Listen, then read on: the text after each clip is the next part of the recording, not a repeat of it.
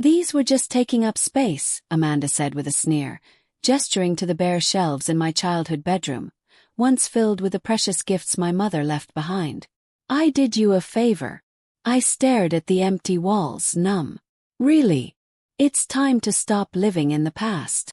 My name is Sophie Matthews. I'm 21 years old, and I've just discovered that my stepmother threw away every last thing my late mother left me. The handcrafted jewelry box Mom made during her final months. The letters she wrote for each of my birthdays. The carefully curated photo albums. I gripped the doorframe, grounding myself as a storm rose in my chest. When I found the strength to ask, I already knew the answer. Amanda shrugged, admiring her perfect manicure. Last Thursday. Garbage day. Your father agreed it was for the best. 5 years is long enough to grieve. 5 years since cancer took my mother. For since Amanda wed my grieving father. And now here I stood, in a room stripped of everything that mattered. But what Amanda didn't know, what she couldn't know, was that I had been expecting this. Thank you, I said quietly. Her head tilted, eyes narrowing. She hadn't expected that. Thank you, she echoed, confused. Smiled. For showing me exactly who you are. I crossed the room to grab my laptop bag from the closet. Anything else you tossed while I was gone? Any other favors I should be grateful for? Her eyes flashed. Watch your tone. I'm your mother now. Stepmother, I corrected firmly. And you've never let me forget it. A flood of memories surged. My mother, frail but fierce. As the evening shadows lengthened, Mrs. Harrison looked at me gently. What are you going to do now? I held up my mother's letter, her final words echoing in my heart. Remember, Sophie, the best revenge isn't destruction. It's rising above.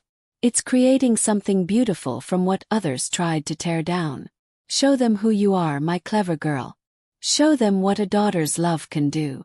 I nodded, the decision already made. Exactly what Mom wanted, I said, pulling out my phone to send Amanda one last message. Don't bother having Dad come home early. When he arrives, we'll all sit down together. I have a few things to share. Mom's letter, your shopping sprees, and the trust fund details.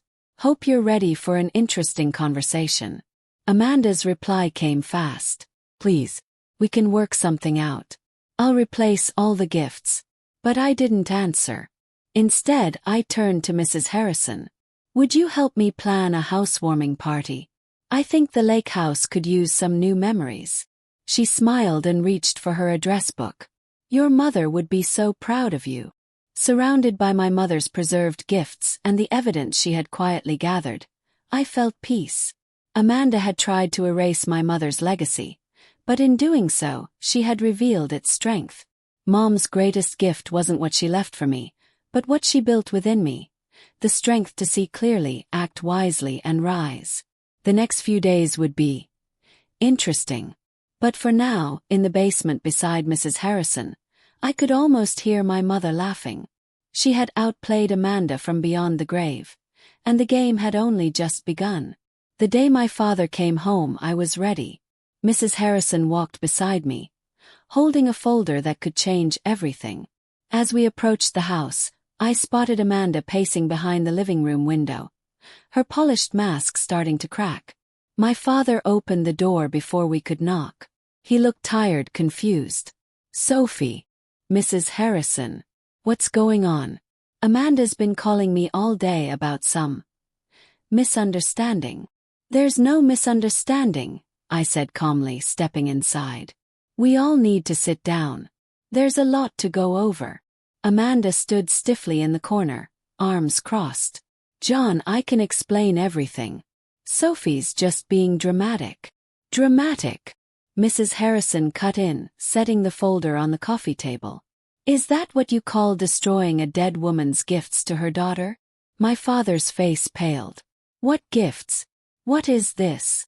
I pulled out my mother's letter. You should read this, Dad. Mom wrote it before she passed. She knew what Amanda would do. He took the letter with shaking hands. Amanda tried to read over his shoulder, but he stepped away, sinking into his old armchair. As he read, tears welled in his eyes. "The lake house," he whispered. "I'd forgotten all about signing those papers. Catherine said it was important, but I was lost back then." He nodded. "And while you were lost, Amanda was busy." Mrs. Harrison opened the folder. Expense reports, hidden accounts, designer shopping sprees masked as business expenses. Catherine taught me what to look for. She was an accountant after all. Amanda's face went from pale to flushed. "Lies. John, she's twisting everything." "Everything's documented," Mrs. Harrison said evenly. "Every transaction. Every broken item she claimed was accidental." For the next hour, my father sifted through the documents. With each page, his expression shifted. Guilt, realization, anger. He looked older and stronger all at once, as if waking up from a long, foggy sleep.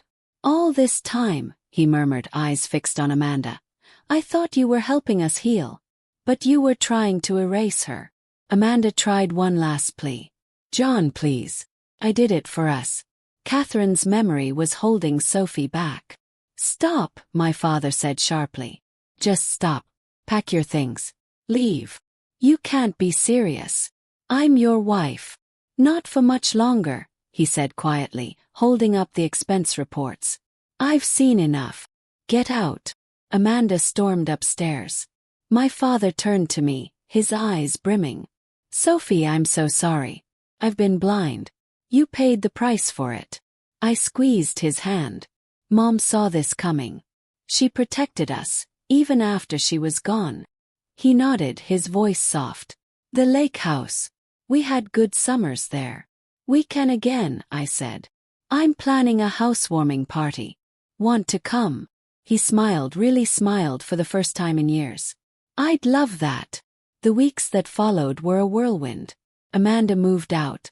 The divorce papers were served. And the lake house, Mom's house, began to breathe again. Box by box, we unpacked her preserved gifts. The walls filled with laughter, the kitchen with her old recipes. At the housewarming party, old family friends returned. My father looked years younger, and Mrs. Harrison glowed with pride. That evening, as the sun dipped behind the trees, Mrs. Harrison and I stood on the deck. "You know," she said, "your mother told me once, love doesn't die with the person.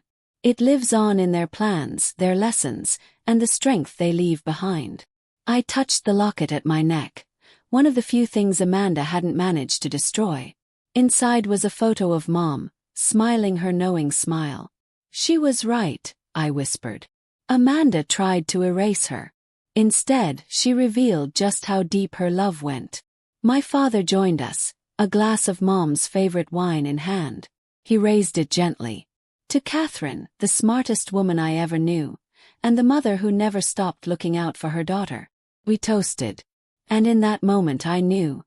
This house, this peace, this future, it was all her gift. Amanda had tried to destroy my mother's legacy. But some things are too powerful to be thrown away. My mother gave me more than just possessions. She gave me patience, strength, and the courage to build something beautiful from what someone else tried to ruin. As the lake shimmered under the fading sun, I felt her presence in the breeze, in our laughter, in every carefully saved memory. She was still here, still teaching us, still loving us, still winning.